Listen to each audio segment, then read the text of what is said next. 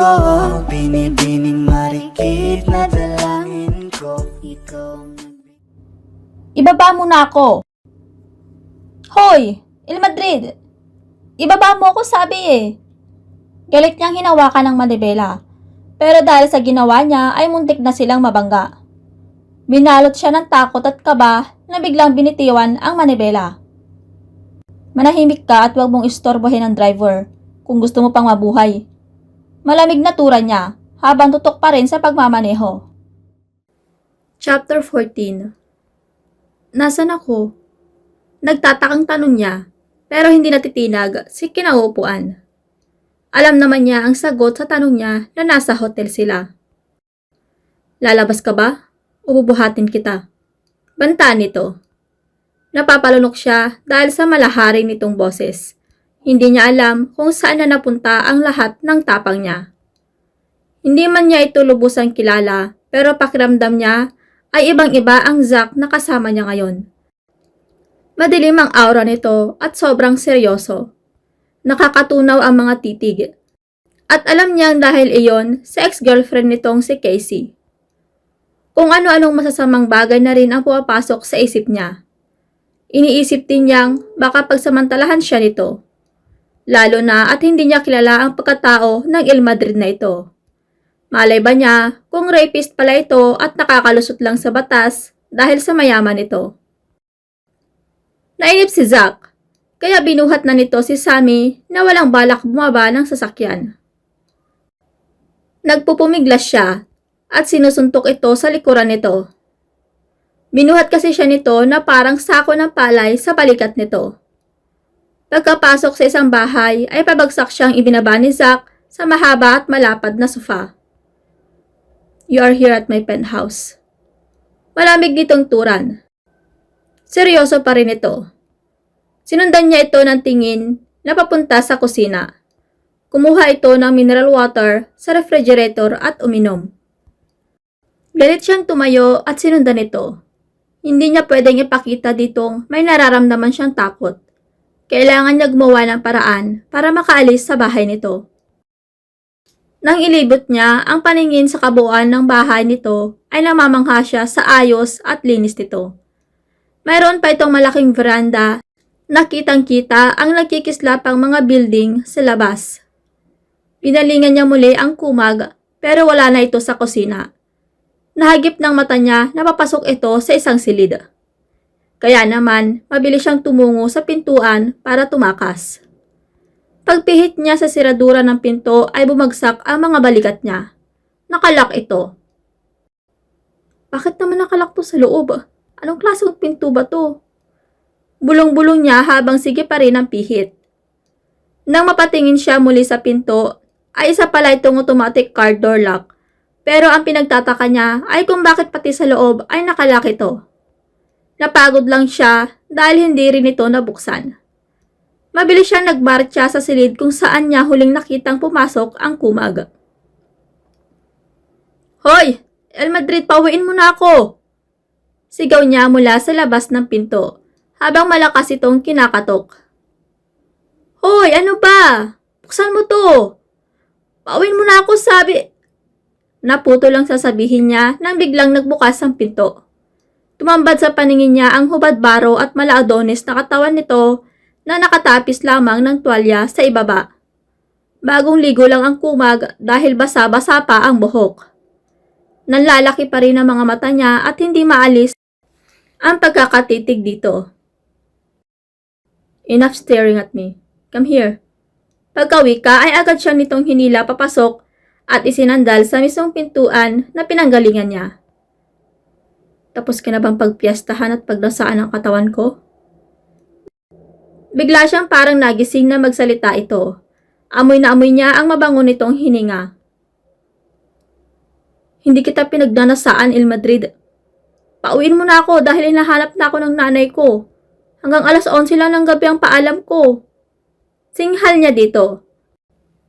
Wala siyang pakialam kung mabahuan man ito sa hininga niya dahil sa mga kinain niya kanina sa party. Bigla ay umayos ito ng tayo at lumayo. Tumalikod din ito bigla. Nabahuan niya ito sa hininga ko. Bulong niya at bumuga pa siya ng hangin sa palad at inamoy ang sariling hininga.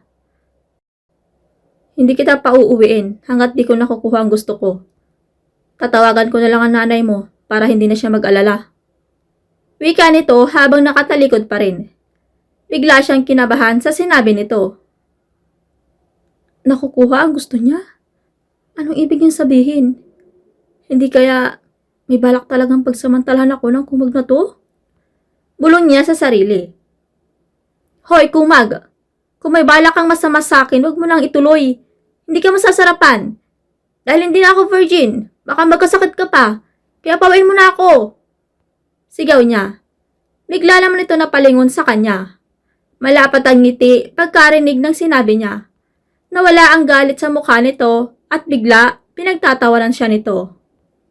Lumapit ito muli sa kanya na nakangiting aso pa ang ugok. Patuloy ito sa paglapit habang siya ay wala nang maatrasan pa. Talaga? Nice. May experience ka na pala. Ibig sabihin, hindi na ako mahihirapang turuan ka. Ngisi nito habang sige pa rin sa paglapit. Nanlaki ang mga mata niya sa sinabi nito. Nagkamali ata siya ng sinabi. Ito ang una na nalagay siya sa sitwasyon na kasama ang isang gwapong kumag sa loob ng isang silid.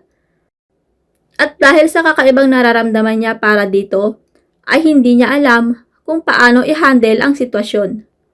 Pakiramdam niya ay para siyang nagiging tanga sa harapan nito. Hindi siya makapag-isip ng tama. Bakit ba kapag ang kumag na ito ang kaharap niya, ay nawawala siya sa konsentrasyon? Napasandal naman siya sa pinto. Ikinulong na naman siya nito sa pagitan ng mga braso nitong nakasandal sa pader. Inilapit pa ang mukha nito sa mukha niya na halos mahalikan na siya. Mas gusto ko sa babae ang may experience dahil magaling na sila. Bulong nito sa tenga na nagpataas ng balahibo niya sa batok. Hindi tayo talo, Il Madrid. Isa pa, akala ko ba hindi mo na ako guguluhin pa at nagbago na ang isip mo? Sigaw pa niya muli. Alam ko. Pero babae ka pa rin, babe. Isa pa, wala akong sinabing titigilan na kita. Ikaw lang ang nag-iisip nun. Binigyan lang kita ng ilang araw na palugi para magpunta sa opisina ko. Pero di ka pumunta. Deal is a deal. Sa ayaw at sa gusto mo, magpapanggap ka bilang girlfriend ko. Bulong nito muli. Sinabi ko na sa'yo, ayoko. Alin ba ang hindi mo maintindihan doon, ha, Il Madrid? Singhal pa niya. Stop calling me Il Madrid and kumag. Masakit sa tenga. Banta nito na nakatitig pa rin ng mariin sa kanya. Itatawag ko sa'yo ang kahit na anong gusto ko, Mr. Il Madrid. Di mo ako madidiktahan. Matapang niyang sagot. Say it one more time and I'll kiss you. Diin nitong banta sa kanya. Ha! Ako pa tinakot mo sa pakis-kiss mo na yan? Hoy, kumag na Il Madrid. Busit na busit. Nagulat siya nang bigla nitong hawakan ang magkabila niyang pisngi at 1 inch na lang ang pagitan ng mga labi nila. Nakaposisyon na ito para halikan siya. Nanlalaki ang mga mata niya na halos maduling sa pagkakatitig sa gwapong mukha nito. Come on, say it again. And I won't hesitate to kiss you for sure. Bulong nito sa mismong tapat ng labi niya. Ramdam niya ang pagbuga ng hininga nito. Napalunok siya dahil biglang nanuyo ang lalamunan niya. Hindi na rin siya nagsalita pa. Mahigpit din niyang tinikom ang mga labi niya. Maya-maya din ay binitiwan na siya nito at tumalikod. Pumuntong hininga pa ito habang siya ay nabibigla pa rin. Enough this nonsense conversation. I have a lot of things to do. So please, cooperate. Napakaseryoso na nitong wika. Para bang nasa harapan nito ng isang general meeting. Come, sit down here. I want you to listen to me first. Tawag pa nito sa kanya. Pinapaupo siya sa isang single couch na naroon. Ikaw ang binibining na ninanais ko, binibining marikit na dalangin ko. Ikaw ang nagbigay ng kulay sa aking mundo. Sana